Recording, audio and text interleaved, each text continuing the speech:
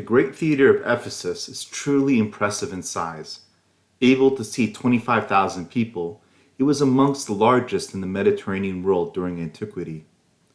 Even now, the tourist can immediately appreciate its grandeur, so imagine the impact it had on an ancient visitor, walking up the road from the harbor as the theater slowly came into view.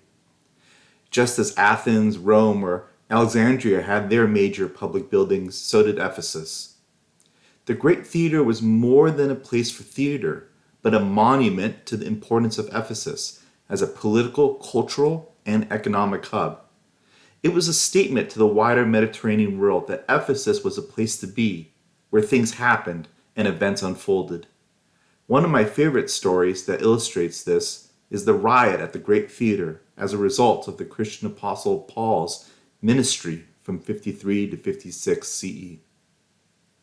Before we can talk about Paul and his relationship with the Great Theater of Ephesus, we should take note of the religious situation in the city leading up to the 1st century CE when the apostle Paul visited.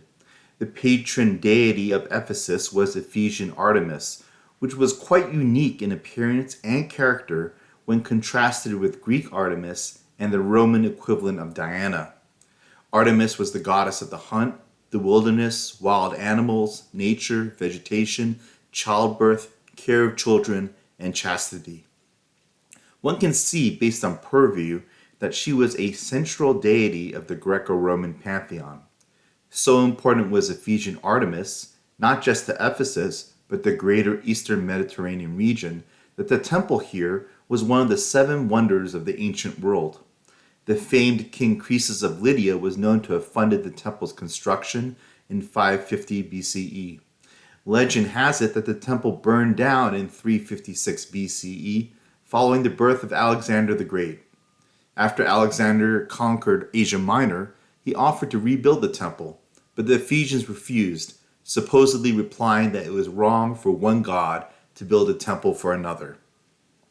I mention these stories to reinforce that Ephesus was a major religious center of the empire, widely visited by pilgrims, which will be pertinent to our discussion of the Apostle Paul.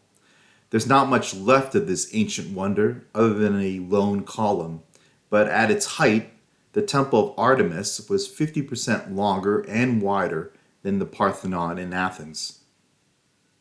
The Apostle Paul was one of the most important figures of the apostolic age.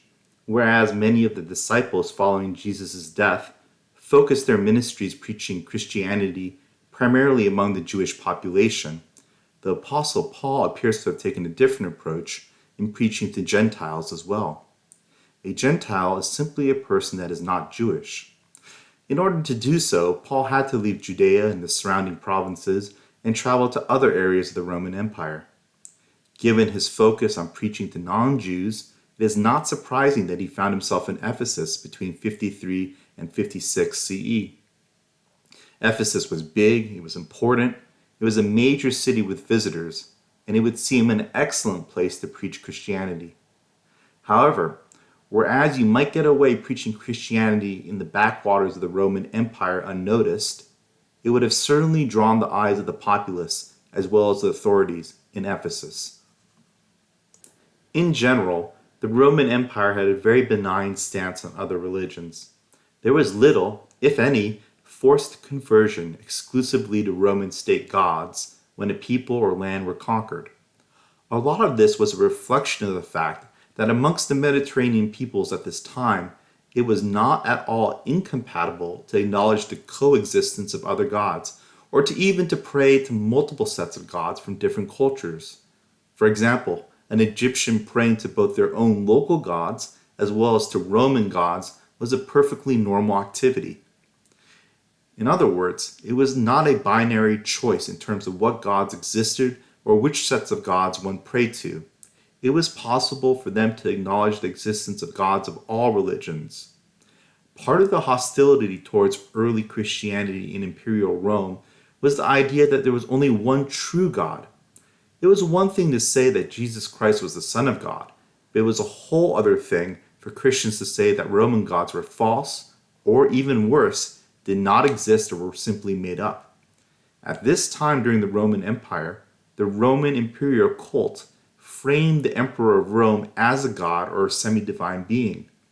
For a Christian to deny the existence of other concurrently existing gods was to deny the divine nature of the emperor himself. As mentioned previously, it's fine if you want to preach this on the fringes of the Roman Empire, but not at Ephesus, a tier 1 city of the Mediterranean. In the book Acts of the Apostles, found in the New Testament, it states that there was a thriving trade in the selling of small silver miniatures and images of Artemis in Ephesus. This shouldn't be surprising since Ephesus was home to one of the 7 wonders of the ancient world, the Temple of Artemis. As people began to convert to Christianity, in part due to Paul's ministry, the livelihood of the silversmiths began to be affected. About that time, there arose a great disturbance about the way. A silversmith named Demetrius, who made silver shrines of Artemis, brought in a lot of business for the craftsmen there. He called them together, along with the workers in related trades, and said, "You know, my friends, that we receive a good income from this business. And you see and hear how this fellow Paul has convinced and led astray large numbers of people in Ephesus, and in practically the whole province of Asia. He says that gods made by human hands are no gods at all." According to the biblical viewpoint, not only was there a financial motivation, but there was also a perception that Christianity represented a unique threat to the established framework for Roman worship. As we talked earlier on, the Christian monotheistic viewpoint was in direct conflict with the divinity of the emperor, the presence of other gods besides the Christian one, and the rather liberal perspective of many Mediterranean peoples to worship widely amongst different gods of different religions. We can only speculate that these conflicts led to the riot by the silversmiths right in the center of the great theater of Ephesus. There is danger not only that our trade will lose its good name, but also that the temple of the great goddess Artemis will be discredited, and the goddess herself, who is worshipped throughout the province of Asia and the world, will be robbed of her divine majesty. When they heard this, they were furious and began shouting, "Great is Artemis of the Ephesians." You might be wondering why the riot occurred specifically at the Great Theater. Well, it is important to note that it was not only a place for entertainment, but also served a religious as well as a civic function. Oftentimes, religious processions through the city would end at the theater.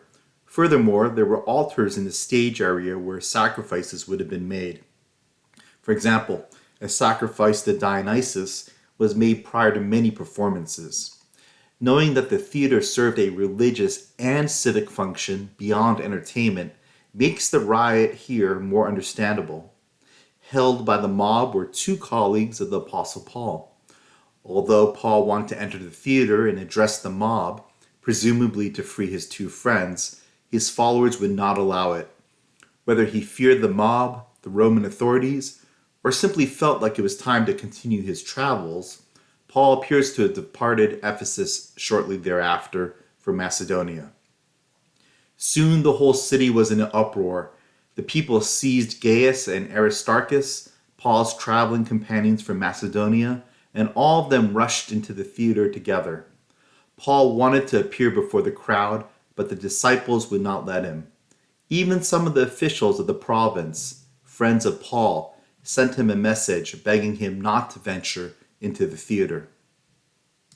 Putting aside the question as to whether the Apostle Paul was indeed a historical figure, we can certainly acknowledge that the New Testament of the Bible is a historical document, in the sense that most scholars agree that the majority of it was initially written in the 1st century. In it, we certainly do get a sense, at least from the Christian perspective, as to the early conflict between Christianity and the wider Mediterranean world, a conflict that is documented to have taken place here at the Great Theater of Ephesus. If you enjoyed this video, please like, comment, subscribe, and take a look at my other videos on Ephesus.